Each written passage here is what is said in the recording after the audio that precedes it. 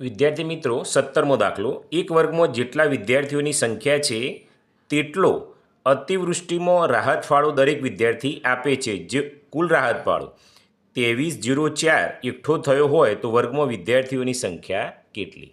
તો એક વર્ગમાં જેટલા વિદ્યાર્થી છે તો ધારો કે વર્ગમાં એક્સ વિદ્યાર્થી છે, તેટલો અતિવૃષ્ટિમાં વિદ્યાર્થી રાહત ફાળો આપે છે. તો વર્ગમાં રાહત ફાળો પ્રત્યેક વિદ્યાર્થી દીઠ એ પણ કેટલો છે? એક્સ. આ બંનેનો ગુણાકાર કરો, એક્સ ગુણ્યા એક્સ, તો કેટલો આપેલો છે? 2304. તો એક્સ ગુણ્યા એક્સ એટલે એક્સનો વર્ગ, તો 2304. હવે આનું વર્ગમૂળ કાઢવાનું 2304 અહીં સાઈડમાં કાઢી લઉં છું. આપણને ખબર 4 ચોક 16, પછી પછી વધી જશે એટલે ચોગું 16. 23માંથી 16 કાઢો એટલે 7, આ 4. હવે વિદ્યાર્થી મિત્રો તમે જોશો તો 4 ને 4 8. હવે અહીં કઈ સંખ્યા લઈશું પાછળ? તો 8 લઈએ તો બરાબર, 88 8 કરીએ તો આવી જશે 88 ગુણ્યા 8, તો 704. 0 0 0. તો વિદ્યાર્થી મિત્રો કોનો વર્ગ છે? 48. તો એક્સ બરાબર 48 આવ્યો. તો વિદ્યાર્થીઓની સંખ્યા કેટલી છે? તો 48. વર્ગમાં વિદ્યાર્થીઓની સંખ્યા કેટલી છે? 48 છે. અને આ રીતે બોક્સ બનાવી દેવાનું, તમારા સાહેબની નજરમાં પહેલાં આવો તમે. આગળ જોઈએ, એક સ્પર્ધામાં જેટલા વિદ્યાર્થીઓએ ભાગ લીધો તેટલા રૂપિયા દરેક વિદ્યાર્થીને ઇનામ મળ્યું. જો કુલ ઇનામ 3025 વહેંચાયું હોય તો સ્પર્ધામાં કેટલા વિદ્યાર્થીઓએ ભાગ લીધો હોય? ઉપરના જેવો છે. ધારો કે વર્ગમાં એક્સ વિદ્યાર્થી એ સ્પર્ધામાં ભાગ લીધો અને એક્સ વિદ્યાર્થીને ઇનામ મળ્યું. હવે એક્સ ગુણ્યા એક્સ બરાબર કેટલા આપ્યા છે? 3025. એક્સ ગુણ્યા એક્સ એટલે એક્સ વર્ગ બરાબર 3025. વર્ગમૂળ કાઢવાનું, તો 3025 ભાગ્યા, અહીં 5 5 25 આવશે, 30માંથી 25 જાય એટલે 5 અને આ 25 ઉતાર્યા, 5 ને 5 10. હવે વિદ્યાર્થી મિત્રો અહીં જોઈએ તો 105 ચાલશે, 105 કરીએ એટલે 525. 0 0 0. તો કેટલું આવ્યું? 55. તો એક્સ બરાબર 55. તો એક્સ શું છે? સ્પર્ધામાં કેટલા વિદ્યાર્થીઓએ ભાગ લીધો? તો લખવાનું સ્પર્ધામાં 85 વિદ્યાર્થીઓએ ભાગ લીધો.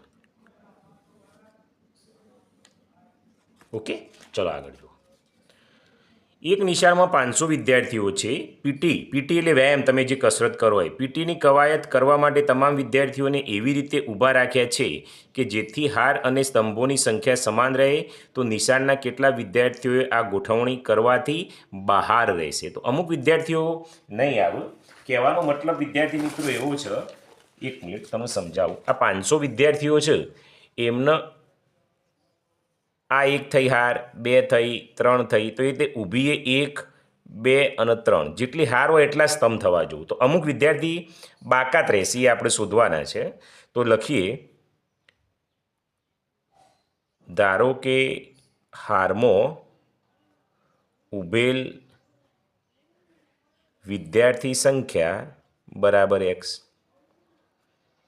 હવે હારમાં આટલા છે તો સ્તંભમાં એ સરખા જ કીધા છે, તો સ્તંભમાં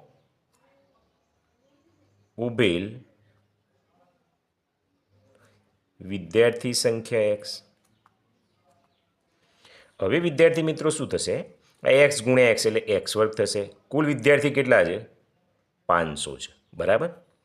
હવે આપણે આ વર્ગ છે એટલે વર્ગમૂળમાં જવું પડે. 500 કોનો વર્ગ છે? સપોઝ કે 20નો વર્ગ કરીએ તો આપણને 400 આવે. 21નો વર્ગ કરીએ તો 21 ગુણ્યા 21 કરવું પડે. જોઈ લઈએ, 21 અને 21. 0 2 1 2 2 2 4 આ 1 છે એટલે 21, 1 2 2 4, 441 આવ્યો. ચલો 22નો કરીએ તો 22 ગુણ્યા 22, 0 2 દુ 4, 2 દુ 4, 2 દુ 4, 2 દુ 4, 4 4 8 અને 4, 484 છે. 23નો વધી જશે તો 22નો વર્ગ છે એટલે 22 હાર થશે અને 22 રો થશે એટલે 484 વિદ્યાર્થીઓ સમાશે. લખીએ અહીં કુલ 22 હાર અને સ્તંભ 22 થશે. કુલ વિદ્યાર્થી કેટલા આવશે એમાં? 484 સમાશે. હવે બાકી રહેલ વિદ્યાર્થી, કુલ વિદ્યાર્થીઓ કેટલા હતા? 500, એમાંથી 484 સમાઈ ગયા તો કેટલા બાકી રહ્યા? 16 વિદ્યાર્થી બાકી રહ્યા. તો આ વિદ્યાર્થી મિત્રો જવાબ આવી ગયો. ઓકે, ચલો આગળ. 4 9 10 વડે નિશેષ ભાગી શકાય તેવી નાનામાં નાની પૂર્ણ વર્ગ સંખ્યા શોધો. તો આ લસા લઈ લઈએ. 4 9 અને 10. પહેલાં 2 દુ 4, 9 ના ચાલે તો એમના એમ, 2 પંચો 10, 2 કા 2, 9 એમના એમ, 5 એમના એમ, 5 લઈએ તો 1, 9 એમના એમ, 5 1, 9 લઈ લઈએ તો 1 1 અને 1. લસા લઈએ તો 2 ગુણ્યા 2 ગુણ્યા 5 ગુણ્યા 9. ઓકે, તો હવે વિદ્યાર્થી મિત્રો આપણે ચેક કરીએ. હવે વિદ્યાર્થી મિત્રો આ 9ના ભાગ અહીં તો 3 તરી લેવાના હતા તો 2 ગુણ્યા 2, આ 9ના કેટલા થશે? 3 ગુણ્યા 3 અને 5. હવે વર્ગ શોધવો હોય તો આ 2 થઈ, આ એ 2 થઈ, અહીં રહી ગઈ. બરાબર છે. હું અહીં રહી ગઈ તો કઈ સંખ્યા થઈ? આ તમે જુઓ વિદ્યાર્થી મિત્રો. તો આ સંખ્યાનો ગુણાકાર કેટલો થાય આપણે જોઈએ તો 9 પંચો 45, 45 દુ 90, 90 દુ 180 થાય.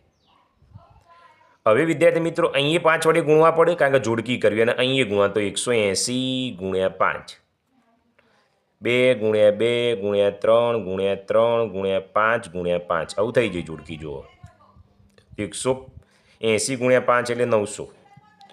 આ 2નો વર્ગ, આ 3નો વર્ગ અને આ 5નો વર્ગ. તો 2 ગુણ્યા 3 ગુણ્યા 5, 5 તારી 15 દુ 30 વર્ગમૂળ આવ્યું. એ આ 900 આવ્યા અને આ વર્ગમૂળ કર્યું. તો પૂર્ણ વર્ગ સંખ્યા નાનામાં નાની કઈ આવી? 900. એટલે જવાબ લખી દેવાનો 900. ઓકે વિદ્યાર્થી મિત્રો, આ રીતે ગણવાનું છે.